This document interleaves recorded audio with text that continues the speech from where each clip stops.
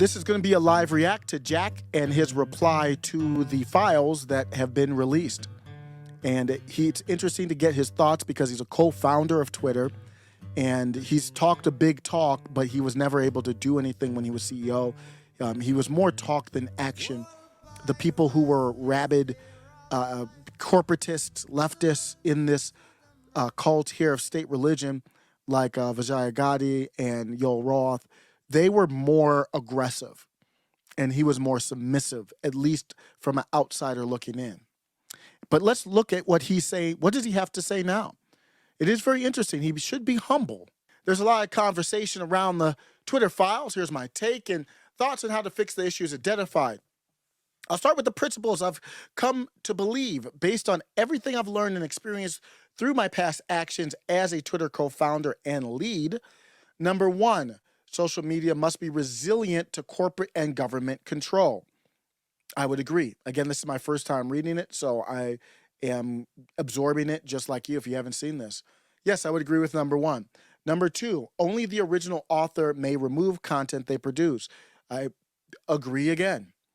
Moderation, number three, is best implemented by algorithmic choice. I don't know. There should what is the need for moderation?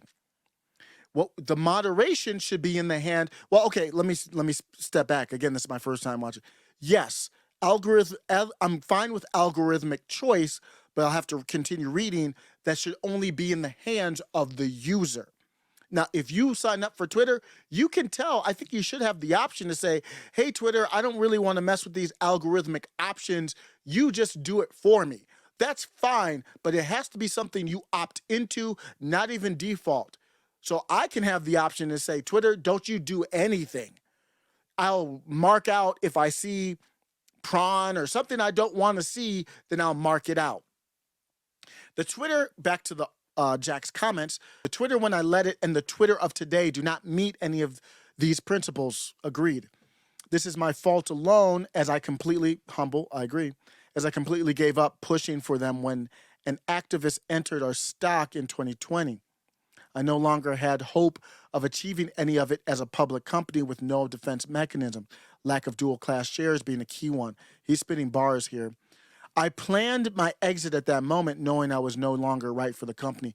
And that does match up with what I know. He took a step back, and I even did videos back then. I was like, Jack doesn't even look involved, you can tell. The biggest mistake I made was continuing to invest in building tools for us to manage the public conversation versus building tools for the people using Twitter to easily manage it for themselves. I'm seeing more bars. I like what I hear here. This burned the company with too much power and opened us to significant outside pressure, such as advertising budgets. That would still happen even if the users had the power. I generally think companies have become far too powerful, and that became completely clear to me with our suspension of Don Dada's account. As I've said before, we did the right thing for the public company business at the time, but the wrong thing for the internet and society. Much more about this here. I do not celebrate or feel pride in us having to ban. We've seen this tweet. I will continue with the rest of his article. I continue to believe there was no ill intent or hidden agendas, and everyone acted according to the best information we had at the time.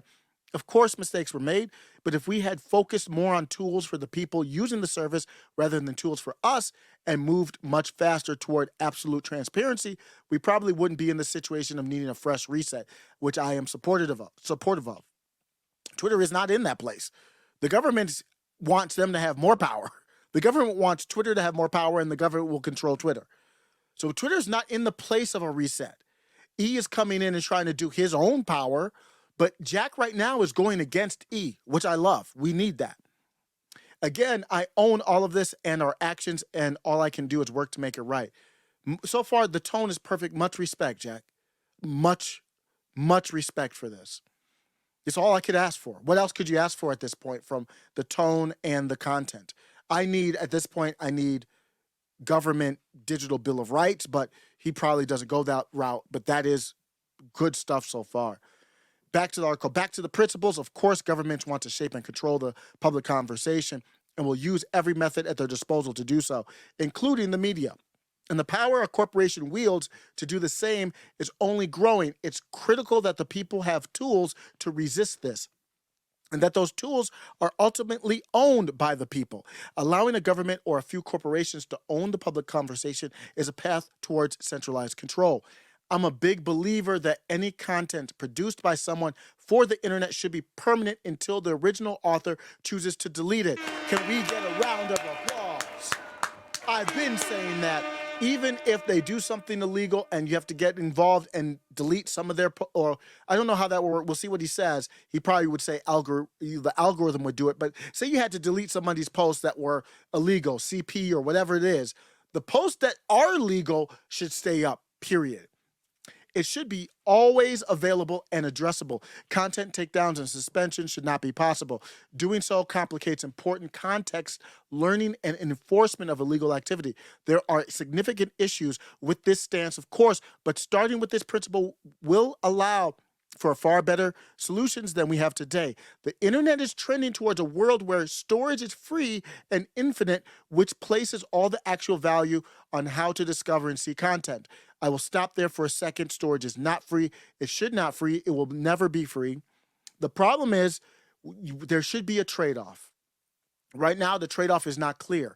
When I sign up for Google Drive, they get certain data from me. And there should be a trade-off. I should be able to say, you get no data from me, period, and I pay more money, whatever that is. Or I can give you my data and I pay less money. That would have to be mandated by the government. And I would prefer it to be via the state governments. So each state would have a different, I'm not here to make the business easy for you. I'm here to do what's right to protect people's rights first and foremost. Back to Jack's statement, which brings me to the last principle, moderation. I don't believe a centralized system can do content moderation globally. Elon, we still have a centralized, and Jack said that here, agrees, Elon is still that centralized system. It can only be done through ranking and relevance algorithms. The more localized, the better. But instead of a company or government building and controlling these solely, people should be able to build and choose from algorithms that best match their criteria, or not have to use any at all. A follow action should always deliver every bit of content from the corresponding account, and the algorithm should be able to comb through everything else through a relevance lens that an individual determines. Mine already has this. I've talked about that in another video. There's a default G-rated algorithm, and then there's everything else one can imagine. The only way I know of to truly live up to these three principles is a free and open protocol for social media that is not owned by a single company or group of companies and is resilient to corporation and government influence. The problem today is that we have companies who own both the protocol and discovery of content, which ultimately puts one person in charge of what's available and seen or not. This is by definition a single point of failure, no matter how great the person, and over time will fracture the public conversation and may lead to more control by government and corporations around the world. And it's bigger than just the communication. The First Amendment is very important, but I'm thinking of, you got Tesla bots. You've got robots that will be in your house, that will be connected to the internet, that if everything is centralized, then that company could say, hey, you did this, you said that, you didn't bend the knee to the alphabet mafia, you said something that I consider hate speech. I'm going to turn off your robot. I'm going to turn off your car. I'm going to turn off your fridge. I'm going to turn off your house. I'm going to turn off your everything. I'm going to turn off your brain with Neuralink. This is bigger. Don't look at this. Even though Twitter is huge, obviously everybody's fighting over it right now. Fifth generational civil war, full blown at this point. It's bigger. It's even bigger than that. If you want to go against the one earth government, you've got to get this stuff going. Back to Jack's statement, I believe many companies can build a phenomenal business of an open protocol. For proof, so we would need to get government involved, in my opinion, to force that at the most local level possible. Because I'm very anti-federal government at this point. If you need to break down FIBA, SIA, DHS, and all, if you need to break down these groups because they're too powerful, and you need to disband them, defund them, Federal Reserve, then that means the federal government is just done. That's what that really means. Back to the statement for proof, look at both the web and email. The biggest problem with these models, however, is that the discovery mechanisms are far too proprietary and fixed instead of open or extendable. Ian Crossland loves this, I can guarantee you that. Companies can build many profitable services that complement rather than lock down how we access this massive collection of conversation. There is no need to own or host it themselves. Many of you won't trust this solution just because it's me stating it. I don't do that. I have problems with Jack. I started this off. This is my first time going through it, and I was like, bars. I don't care, man. I don't have time for these emotional reactions. I'm principled. If you agree with my principle, then I'm with you on this. So that's not me, Jack. Just do you. I get it, but that's exactly the point, Jack continues to say. Trusting anyone, well, I don't trust anyone, but I'm with you here. Trusting anyone individual with this comes compromises, not to mention being way too heavy a burden for the individual. It has to be something akin to what Bitcoin has shown to be possible. Exactly. If you want proof of this, get out of the US and European bubble of the Bitcoin price fluctuations and learn how real people are using it for censorship resistance in Africa and Central South America. Bars truth. I do still wish for Twitter and every company to become uncomfortably transparent in all their actions, and I wish I forced more of that years ago.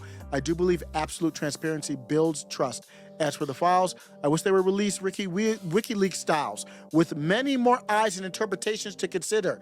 And along with that, commitments of transparency for present and future actions. Some of these files are not very good to Jack. Jack is in danger here with these files. He was the head honcho, even though it doesn't feel like it. It feels like Mr. Yoel was the head honcho, but it wasn't. It was Jack. It feels like Gotti was the head honcho. It wasn't. It was Jack. So I give him credit to say just release it WikiLeaks style.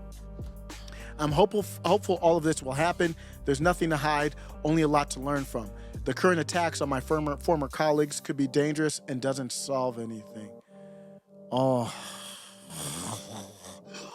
Excuse me, I fell asleep for a second. Jack! I'm getting unhinged. Let me continue. Let me skip that. If you want to blame, direct it at me and my actions or lack thereof. As far as the free and open social media protocol goes, there are many competing projects. Blue Sky is one. I'm not familiar with it. AT Protocol. Mastodon is kind of whack to me. I'm still learning it, but it's whack to me. Matrix yet another. And there will be many more. One will have a chance of becoming a standard like HTTP or SMTP. This isn't about a decentralized Twitter. This is a focused and urgent push for a foundational core technology standard to make social media a native part of the internet. I believe this is critical to both Twitter's future and the public conversation's ability to truly serve the people, which helps hold governments and corporations accountable and hopefully makes it all a lot more fun and informative again. To accelerate open internet and protocol work, I'm going to open a new category of Start Small Grants. He's done this before. Open internet development. It will start with the focus of giving cash and equity grants to engineering teams working on social media and private communication protocols, Bitcoin, and a web-only mobile OS. I'll make some grants next week, starting with $1 million a year to Signal. Please let me know other great candidates for this money. I do. Thank you, Jack. I appreciate it. My first thought is Ian Crossland. I know he's got money. He's got money with Tim, but this stuff is expensive, and I want him to be able to accelerate his work. Let me know what you think. I love that. That's my first time looking through it, and I've got to go back through it again. Bars. There's nothing but the one sentence. That one sentence was trash, but I'm going to breathe in. And okay, I almost forgot that Jack said that. Let me know what you think. Take care.